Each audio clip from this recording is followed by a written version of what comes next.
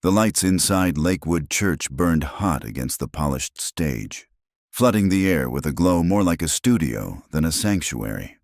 Giant LED screens magnified Joel Osteen's smile until it seemed to hover over the thousands seated in neat rows beneath.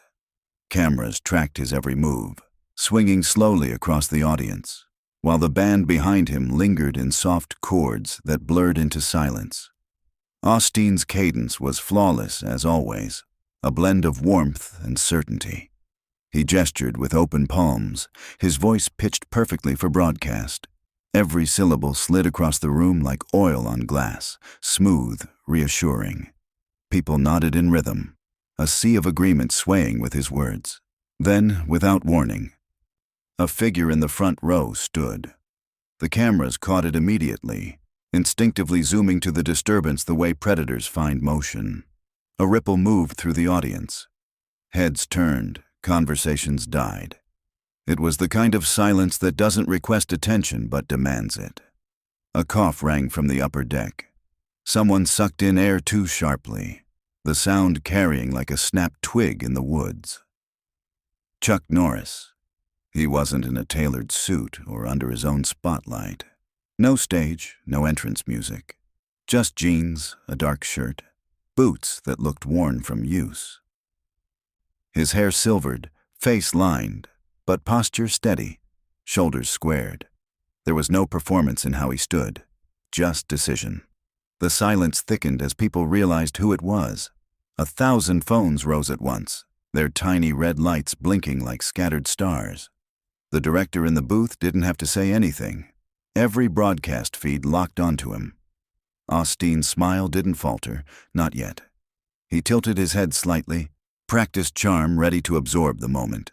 He'd dealt with hecklers before, interruptions dressed as passion, but this wasn't a heckler. This was Chuck Norris, standing in his church, in his broadcast, during his message. Chuck's eyes fixed on the man on stage. The distance between them was less than 20 feet. But the air stretched as if it were a canyon. His voice came low, quiet enough to make people lean forward but sharp enough to slice through the mic stands. "This is not about Jesus anymore," he said, every word measured, weight pressing into the silence. "This is about you." The effect was instant.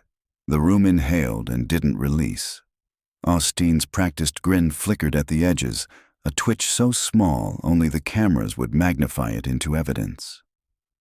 The congregation froze between instincts, loyal laughter or raw confusion. In the balcony, a woman whispered, "Did he just say that?" Phones swung upward like sunflowers finding light. The sound system picked up the hush itself, broadcasting absence as clearly as words. Chuck didn't move after speaking. He stood, hands relaxed at his sides, expression steady, gaze locked. It wasn't rage. It wasn't showmanship. It was the stillness of someone who had carried truth long enough to know how much it weighed. Joel Osteen shifted his stance. Mike angled slightly down as he considered his next line. His teeth caught the lights, his suit gleamed, his smile tried to reset the mood. But the audience wasn't looking at his smile anymore. They were looking at the silence that had cut across his sermon like a blade. 1 second stretched into 3. The cameras zoomed tighter. The audience bent forward as if pulled by gravity. A murmur rose, scattered, confused, then broke apart into stillness again. In that pause, the air itself seemed to change. The service no longer belonged to the man on stage, or even to the broadcast. It belonged to the tension between the two men. One framed by lights and polish, the other standing simply, voice like stone dropped into deep water. The crowd didn't yet know what would follow, but every person in that building, and millions watching through screens, felt the same thing in that instant. Whatever this was, it had already stepped beyond show. Just wondering, "Where are you watching from?" "Write it down, Bello." Laughter arrived on cue but sounded a shade too bright, like a track misaligned with the scene. Joel Osteen eased into it anyway, rolling his shoulders an inch, letting the grin do its work. He lifted his mic just enough to catch the cameras at his good angle. "Even Chuck Norris," he said, easy as a wink. Needs a little positivity in his life. The first rows chuckled gratefully. Up in the mezzanine, the sound scattered, then thinned. A producer in the booth punched the audience mics higher to sweeten the moment. The meters climbed, but the room's pulse did not. Phones kept pointing at the man in the aisle who had not sat down. The smile stayed on Osteen's face, but his eyes narrowed a fraction, a tiny recalculation. He stepped into the light cone at center stage, the LEDs washing his suit an almost unreal blue. "We're glad you're here, brother," he added, softer, shaping the interruption into a blessing he could control. "We all need encouragement." He invited the crowd to nod along. Many did, but it wasn't the unanimous swell he was used to. Camera 2 slid low along the rail and landed on faces rather than hands. A young couple whispering, an older man chewing his lip, a teenager with a phone held chest high instead of aloft. The room had split into people who wanted the line to become a joke, and people who understood it already wasn't. Chuck didn't answer. He let the laughter die a natural death and then left the space empty. Pause is a tool, and he used it without flourish. The pause grew until the HVAC's low hum became audible, until someone's bracelet clicked against a seat arm like a metronome. When he spoke again, he did not raise his voice. "Faith is not a show," he said, each word plain, unforced. "People are bleeding inside while you're selling smiles." It was the kind of sentence that removes air from a room. A murmur started at the back and rolled forward. Some in the audience responded on reflex, tight little boos, defensive claps that wanted to be louder. But there were other sounds, too. A soft sob from the side aisle, a man saying, under his breath, like he'd been caught by a truth he hadn't come to hear. On the big screens, the close-up made Chuck look closer than he was. You could count the lines around his eyes, see that he'd brought no notes and had nothing to sell. Osteen's smile didn't disappear. It retreated to the edges of his mouth, as if asking for time. He spread his hands again, the practiced gesture of inclusion, and pivoted into script. "Now listen," he said, tone warm as fresh bread. "We're here to lift people up, not push them down. There's enough judging out there." He let the crowd applaud that line. Many did, relief in their palms. But the camera caught a different current. In the back corner, a woman in a faded cardigan dabbed her cheeks with a tissue while a little boy tugged at her sleeve. "Mom, why's he crying?" he asked, pointing not at Chuck or at the pastor, but at a man 2 rows ahead whose shoulders quietly shook.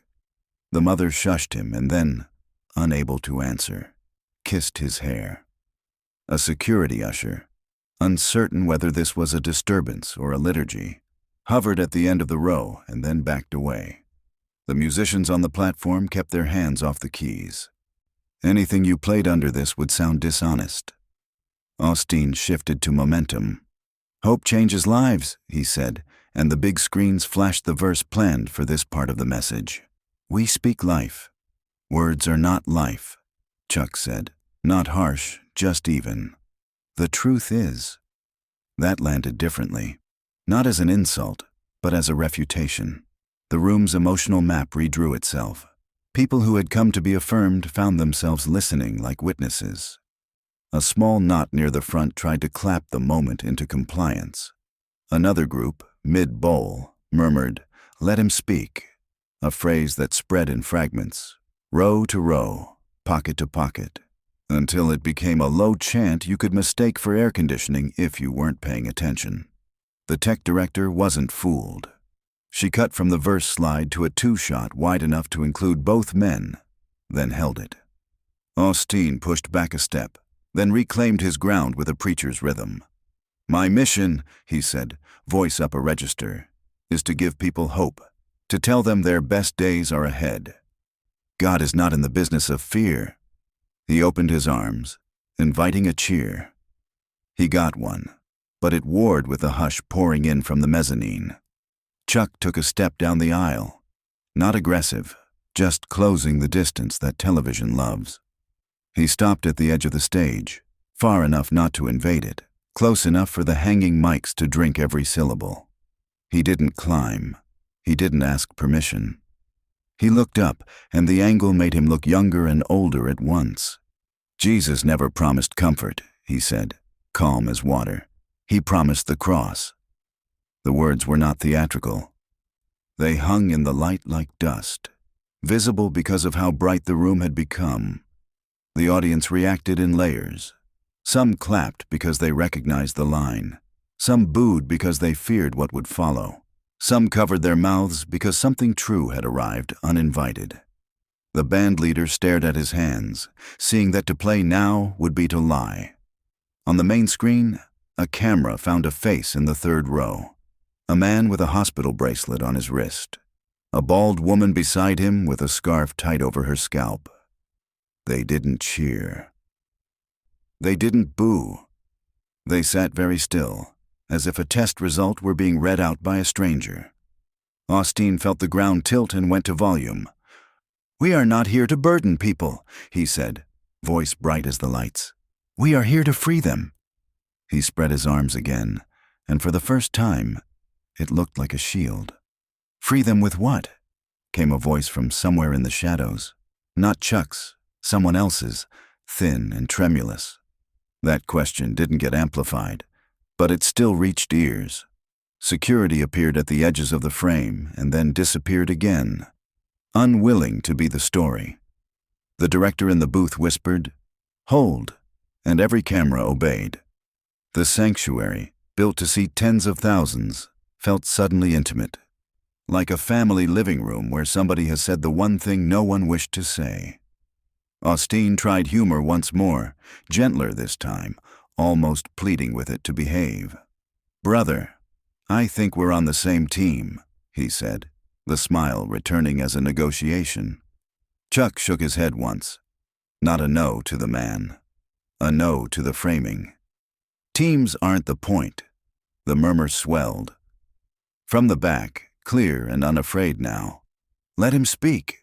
It came again from another section, then another, until it stopped being a request and became a verdict. The sound pinned itself to the ceiling and stayed there, vibrating in the trusses. Osteen held the mic, eyes on the man below him, and the screens caught something rare: indecision. He was adept at transitions, at spinning turbulence into testimony. This was different. This wasn't turbulence. It was a hinge. The ushers froze where they were. The musicians stayed seated. The cameras tightened to a breath. And in that suspended second, before anyone moved, before any line could be rescued, the service ceased to be a program and turned into a choice. The microphones hung over the stage, waiting. Joel Osteen held his practiced smile, the kind that usually calmed a room, but the silence beneath it was different now, denser.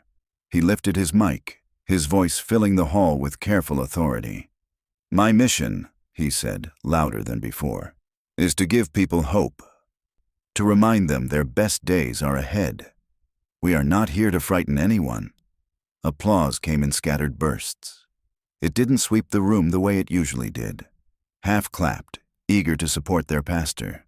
The other half sat still, murmuring, unsure which way to lean. Then a chant began in the mezzanine. "Let him speak." Faint at first, but it threaded downward, row to row, until even the sound technicians couldn't mask it. Chuck hadn't moved. He stood just 3 paces from the stage, hands loose, eyes steady. His stillness pulled more attention than any raised voice. Osteen tried to absorb the moment. "Friend," he said, nodding toward Chuck, "I believe we want the same thing. People come here burdened. They deserve to leave lighter." "Hope without truth," Chuck answered, quiet but cutting, "is sugar water. It goes down sweet and leaves you empty." The crowd reacted in waves. Some booed, some gasped, others sat stunned. A few began to cry without hiding it. On the giant screen, his face was unshaken, lined but calm. Osteen shifted. "The cross is not the last word," he countered quickly. "Resurrection is. We choose victory." Chuck stepped closer, not climbing the stage, just enough for the mics to catch him. "Victory's not first," he said. "You can't skip the wood to sell the crown." The sentence pierced the quiet. A ripple spread. Half the crowd nodding, half bristling. On screen, their faces told the split. Anger, awe, doubt. The cameras framed the contrast. Osteen in his polished suit under the lights, Chuck in plain boots at the aisle's edge. A boy near the front tugged his mother's sleeve. "Mom, why is he crying?" he asked, pointing at a man 2 rows ahead, hands covering his face. The mother only whispered, "Because something touched him." The chant rose louder, no longer a request, but a verdict. Let him speak. Security lingered at the edges, but no one dared move.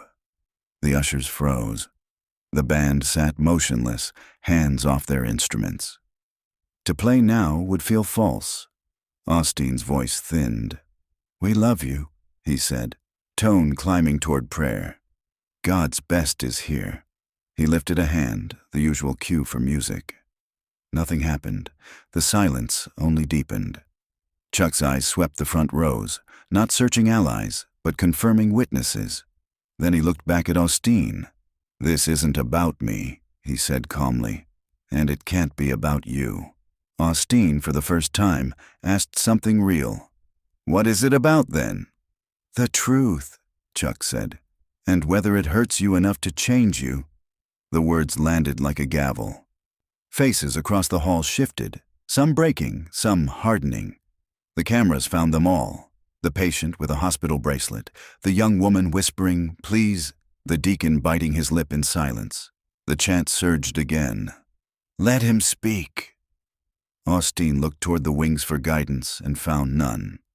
He gripped the mic with both hands, the smile finally fading. Then he stepped to the very edge of the stage, shoes hanging just past the lip. "All right," he said, voice quieter now, almost resigned. "1 minute." The band stayed frozen. The cameras pushed closer, and the room, heavy with breath, waited to hear what truth would sound like when the microphones finally gave it space. Joel Osteen's smile finally broke. What had been his greatest tool, light, effortless, reassuring, slipped off his face like a mask that had outlived its purpose. He gripped the microphone tighter, the polished rhythm gone. His voice, when it came, was sharper, quicker, edged with something not often heard from his pulpit. "You talk about truth," he said, words punching through the hall. "But truth has saved thousands here. Truth has lifted people out of despair, broken addictions, healed families. You don't see the lives changed week after week. You don't know what it takes to carry the weight of millions who depend on hope." The crowd erupted in a storm of contradictions. A wave of applause crashed forward from loyal followers, hands clapping hard, people shouting, "Amen," as if to defend their pastor from the intruder. But at the same time, another movement began.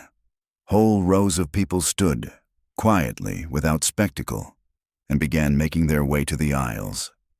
The sight was startling. Not an exodus, but a fracture.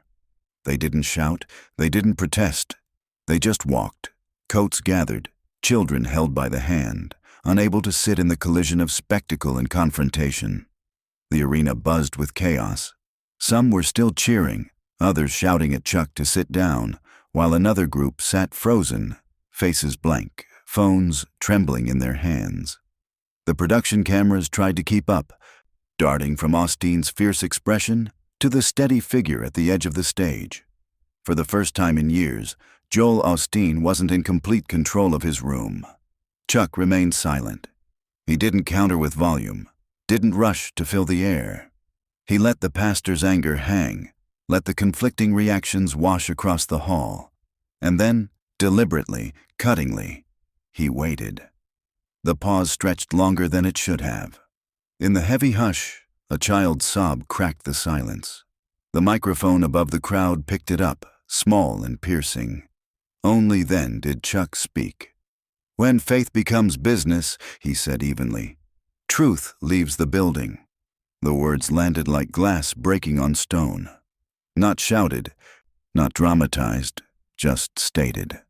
But they cut in ways shouting never could. Gasps rippled.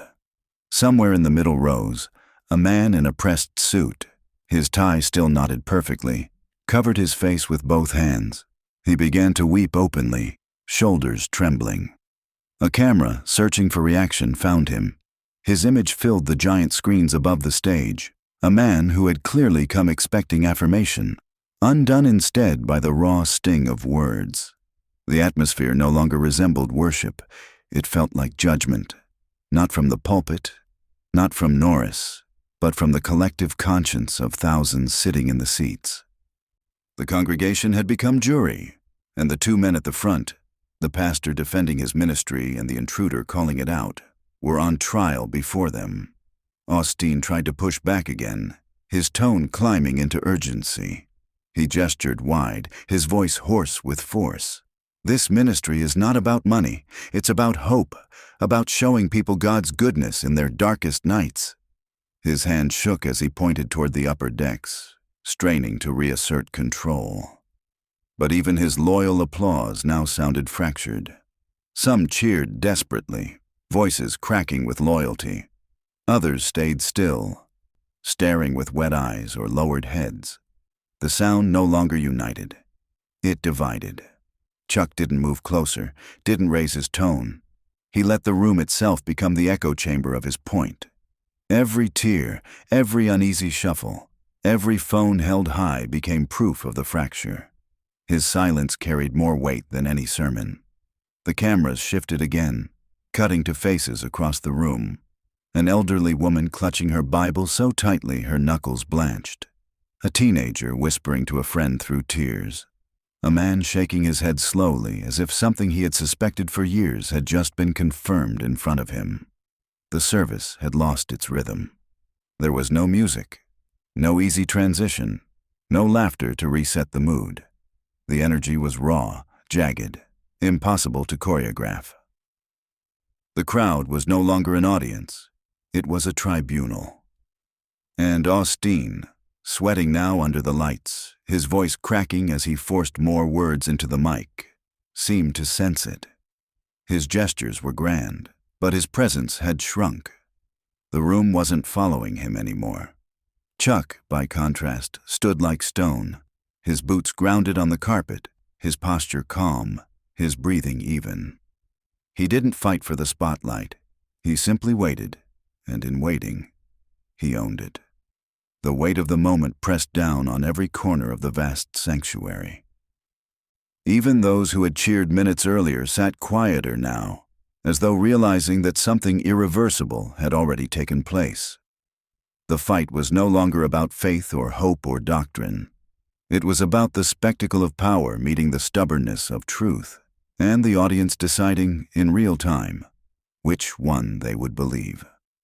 Joel Osteen's face reddened under the relentless lights. His hand clutched the microphone so tightly it trembled. Whatever polish had carried him for years was gone, scraped raw by the resistance in the room. His voice cracked upward as he tried to shout over the noise, over the chant, over the silence that answered him in pockets. "You don't know what it means to lead millions," he roared. The line echoed, too desperate, bouncing off steel rafters and polished walls. It sounded less like authority than confession. The audience flinched at the force. Some clapped on instinct, a reflex to defend the man they trusted. Others shook their heads, muttering. A group near the rear doors rose to leave, coats drawn around their shoulders like armor. The sanctuary was splintering. Chuck moved then. Not fast, not theatrical. Just a quiet advance until he stood almost beneath the pulpit, the great stage lights angling down on him from above. His boots touched the shadow line where carpet met platform. The cameras caught the scene like a duel. The pastor raised on the stage, the fighter below, close enough to reach but far enough to hold his ground. When Chuck spoke, his voice was low, nearly a whisper, yet the sound carried as if the air itself insisted on spreading it. "I know what it means to stand for one truth," he said, steady, calm. "Even if you stand alone." The words fell into the silence like iron into water. The ripple was immediate. The entire sanctuary froze. paralyzed by the gravity of the statement. Even the children quieted, sensing the weight without understanding it. The cameras roamed, hunting faces. They found tears on cheeks, heads bowed in shame, hands folded in confusion. Others stared at Osteen with a coldness not seen before, followers looking at their shepherd as if wondering whose pasture they had wandered into. Then something wholly unexpected happened. From the far side of the platform, where the choir had been seated in rows of black robes all evening, a voice rose. Clear, unaccompanied, tremulous only for the first note. It was an old hymn, the kind that predates lights and cameras, the kind sung in kitchens and funerals long before it was broadcast. The single voice became 2, then 3, then 20. The choir hadn't been cued. No director raised a hand, no pianist struck a chord. They simply sang. The sound grew, carried upward through the vast dome of the sanctuary. It rolled over the clashing noises, over the cries, over the shouts, and replaced them with harmony. The hymn wrapped the room in something older, heavier, untouched by the argument raging below. One by one, the crowd began to join. At first hesitant, then louder, the melody spreading until thousands of voices blended into a single, rising swell. The sanctuary shook with it, a chorus no one had scripted, a sound more powerful than any sermon or rebuke. Osteen's voice was gone now, drowned beneath the tidal wave of song. He stood at his pulpit, mic lowered, eyes darting across the sea of people who no longer looked to him for words. The hymn had stolen the stage. Chuck didn't sing. He stood still, eyes closed briefly, then opened them to watch. His face betrayed nothing triumphant. No smile, no pride, just the calm acceptance of what had been unleashed. The camera operators captured Osteen at that moment, framed against the flood of voices. He looked small, diminished by the song, dwarfed by the wave of uncoached faith rising around him. The hymn carried verses older than anyone in the room, words about blood and sacrifice, about hope born through suffering. It was the antithesis of everything that had filled the stage earlier, unsweetened, unpolished, but alive. Some in the crowd sobbed openly, voices cracking as they sang. Others lifted their arms, shaking, the weight of years breaking free. Children swayed, joining the chorus without knowing the lyrics, their voices thin but pure. The sanctuary, moments earlier an arena of confrontation, had become something else entirely, a river of unfiltered faith, rushing around both men at the front and sweeping away their conflict. Osteen looked down, shoulders sagging under the noise. His lips moved once, as if to re-enter the moment, but no words came. The mic hung useless at his side. For the first time in his career, he had no line, no scripture, no smile to rescue him. The choir sang louder. The people stood. The hymn thundered, carrying something deeper than debate. And in that roar, Joel Osteen's power shrank further still, leaving him a man on a stage he no longer commanded. Chuck finally stepped back, letting the music own the air. His presence no longer drove the moment. The truth did, pouring from thousands of untrained voices. The cameras lingered on the contrast. Osteen, pale and silent, framed against the blaze of a hymn that belonged to no one but the people, and Norris, unmoving, watching as if to confirm that the crowd had chosen for itself. The service had become something unrecognizable. Not worship, not protest, but something raw, a reckoning sung into being, born not of microphones or lights, but of a truth too stubborn to stay buried. And it was clear to everyone watching in that instant. Osteen wasn't just losing control. He was being erased by the very voices he once believed he led. The hymn filled every corner of the sanctuary. Its echoes climbed the rafters and spilled back down in waves, each note louder than microphones, each word steadier than speeches. The room shook not from technology, but from sheer human voice. Joel Osteen stood motionless at his pulpit. His suit glowed under the lights, but the energy had drained from him. His smile was gone. his lips pressed tight, eyes darting over a crowd that no longer waited for him. His shoulders sagged. He looked less like a leader and more like a man cornered by his own stage. The microphone in his hand had become dead weight. He tried once, lifting his head, inhaling, but the sound of thousands singing swallowed the attempt before it was born. His mouth closed, his hand fell. He bowed his head. The cameras found him like that, framed against the storm of voices, silent, diminished, almost invisible in the flood. Chuck didn't move immediately.